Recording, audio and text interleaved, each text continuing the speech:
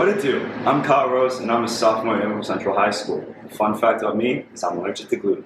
Hi, my name is Reagan, and I'm a junior at Naperville Central High School, and a fun fact about me is I play French horn. Hi, my name is Sophia, and I'm a sophomore at Naperville Central, and a fun fact about me is I swim and I play water polo. Hi, my name is Schmidt. I'm a junior at Naperville Central, and a fun fact about me is I play 4 sports. Hi, I'm Luka Sereci. I'm a junior at Naperville Central High School, and an interesting fact about me is I used to live in China. Hi, my name is Aparna. I run Beyond Charity, and a fun fact about me is that I play golf. Mental health impacts everyone, no matter your race, religion, gender, or age. It impacts everyone and anyone. Though mental health may not be as widely recognized or talked about like physical health conditions, they are still very common. This is why we started our organization, to educate people on mental health so it is widely recognized. The one thing that a person should always do is speak up. Don't ever feel like you are alone, because there's always people there to support you and help you. And finally, thank you for taking the time today to educate yourself on this topic. By listening, you're reducing the stigma and allowing it to be more accessible to other people. So let's get into it. What is mental health? There are actually many different definitions for mental health, and the one you give depends on who you talk to. The CDC defines mental health as emotional, psychological, and social well-being. It affects how we think, feel, and act. It also helps determine how we handle stress, relate to others, and make healthy choices. Mental health is important at every stage of life, from childhood and adolescence through adulthood. To you, this definition may be different. According to Beyond Blue, the largest mental health organization in Australia, they define youth mental health as a state of well-being in which every individual realizes his or her own potential, can cope with the normal stresses of life, can work productively and quickly, and is able to make a contribution to his or her community. To us, mental health is about us and our well-being, and relates to how we cope with stress, relate to others, and make choices. But why is mental health important? Well, mental health is important because it affects us, even as kids. 50% of all mental health conditions start by the age 14, yet most go untreated. Globally, depression is the leading cause of illness and disability among adolescents. 1 in 7 children struggle from treatable mental health disorder. So mental health is important to us because it can easily impact anyone. But how do I even get a mental health condition? There are actually many ways that a mental health condition could arise. The most important thing to note is that mental health conditions are nobody's fault, not your own or those around you. These conditions can arise from genetics.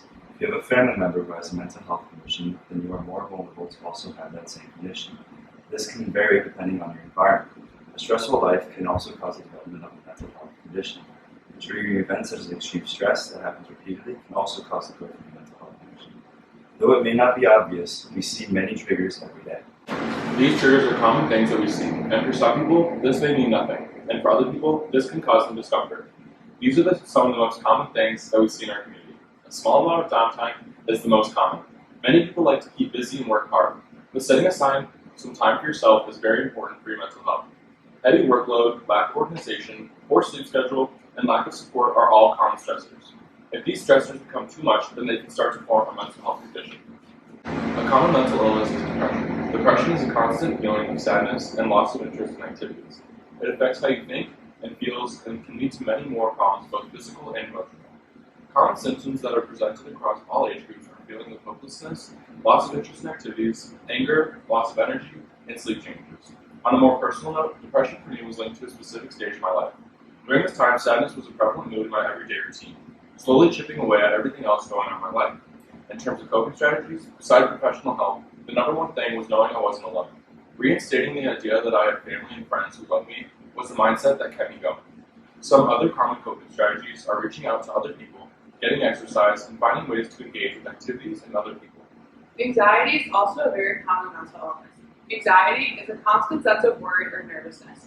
It affects how you think, your emotions, and can also manifest itself by presenting physical symptoms.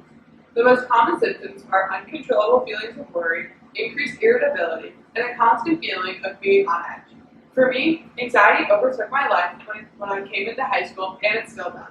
I was constantly worried and stressed, more so than I had ever been before. It was more than the pre-high school jitters. I slowly couldn't sleep for more than a couple hours, I was constantly worried, even when there was nothing to even worry about. Through lots of research and hard work, I found coping strategies for myself. I also realized how long I had been dealing with the symptoms of anxiety. Anxiety affected me in many aspects of my life, but it does not affect everyone the same. There are many facets to anxiety, and one common one is a panic attack. Panic attacks are another way that mental health has affected me. Panic attacks, by definition, are sudden episodes of intense fear or anxiety and physical symptoms based on a perceived threat rather than imminent danger. They can be different for everybody, but for me, I hyperventilate. It feels like I just ran a sprint. My hands and legs shake, and I feel completely and utterly out of control. In order to gain control of my breathing, I wiggle my fingers, focus on deep breaths, and count backwards from 100 by 3. Though I use this coping strategy, there are also many others, such as deep breathing, the 5-4-3-2-1 method, and journaling. Talking more about the 5-4-3-2-1 strategy, here's how it works. You find 5 things you can see, 4 things you can hear, 3 things you can touch, 2 things you can smell, 1 thing you can taste. Let's say you're really stressed and you're starting to breathe heavily and your head hurts. You can use the strategy to calm your mind and your body down. OCD is a common mental health disorder. OCD stands for Obsessive Compulsive Disorder. OCD is when one gets caught up in the cycle of obsessions and compulsions, and the symptoms are dependent on what type of obsession or compulsion one has. An example of a common obsession is that one has to put everything in its correct place, such as a book on the shelf. This obsession is an extreme need for order. There are many others similar to this, such as fear of germs, washing or cleaning, and collections. I know that there are different severities of OCD. For me, it's simple things like where things go in my room and how long I brush my teeth. While I use different coping strategies like exercising, some common ones are mindfulness techniques, relaxation techniques, and seeking help if needed. Bipolar disorder is a common mental health condition. While none of us personally have bipolar disorder, it is an important mental illness that can affect anyone. Though it is less common in children, it is still an important condition to know about. Bipolar disorder is a mental health condition that causes extreme mood swings. Those who have bipolar disorder have manic episodes which are either extremely elevated in terms of their mood or irritability. Their manic episodes are what define bipolar disorder. The symptoms can range on both sides of the spectrum, but the most common are mood swings, irritability, unwanted thoughts, paranoia, and excessive sleepiness. Bipolar disorder is usually treated with medication therapy. Understanding what triggers a manic episode is a key to help keep your disorder in check. But as with most mental illnesses, there are small things that anyone can do that can help. Some coping strategies are understanding your triggers and avoiding them, having an active daily routine, and keeping stress to a minimum. ADHD is another common mental illness that affects many children worldwide. ADHD stands for Attention Deficit Hyperactivity Disorder. It's a condition that causes above normal levels of hyperactivity and impulsive behavior. This behavior must be consistent for a long period of time to be considered ADHD, and there are many symptoms for it. The most common being trouble focusing, forgetfulness, difficulty sitting still for a long period of time, and being easily distracted.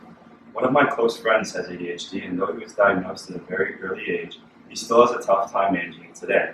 His mind is constantly thinking about 50 things, and he has a hard time sitting still and focusing on just one thing. He uses a variety of different coping strategies to manage it, such as biking almost every day and trying to keep himself busy to help burn off all the energy he has.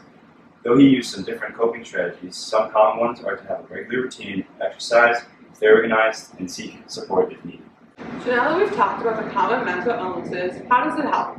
Now that you understand them, you are able to watch out for the symptoms in yourself as well as others. If you do see symptoms progressing rapidly, reach out to a mental health professional who would be able to help. If it is a family or friend, ask how you can be supportive and be a friend to lean on, which is one of the best things that you can do.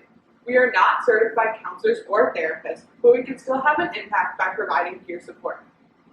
Also reminding them that mental health issues are common can help them feel like they are not alone. Sharing resources with them like helplines or giving them informational resources. MentalHealth.gov was created by the White House to provide information for youth and young adults about mental health. It provides information and more resources. A crisis text line is a number that anyone can text to get matched with a crisis counselor who is trained to help you or anyone through such as a panic attack and manic episode. So now that you know more, what can you do to make an impact? Spreading awareness about mental health is something anyone can do. Take the time to help others during high-stress times, such as finals week or even first day of school jitters. Like we mentioned before, peer support is very important. Finally, take some time for yourself to relax and have fun. Setting simple reminders can make a huge difference. These are helpful resources if you ever need anyone to talk to. All are open 24/7. One thing we wanted to highlight was that the Trevor Project specializes in LGBTQ+ youth and are trained professionals. Please call them if you have any concerns or if you just need to talk. If you do not want to call or text anyone, there are many apps that you can use to monitor your mood or just to journal. Digital health interventions offer an enormous potential, but choosing the right mental health app can be challenging. The goal of this database linked here is to enhance and share education around safety, usability, and effectiveness on mental health apps. Some of the best apps that I have found through this are ACC iCoach and Cinvello. If you have any questions, don't ever hesitate to email us. Thank you again for coming and listening. If you have any questions, as Luka said, please feel free to email us. Again, from the whole team, thank you for coming and listening. This is a huge step in the right direction. Go follow us on Instagram and check out our website. Bye! Adios.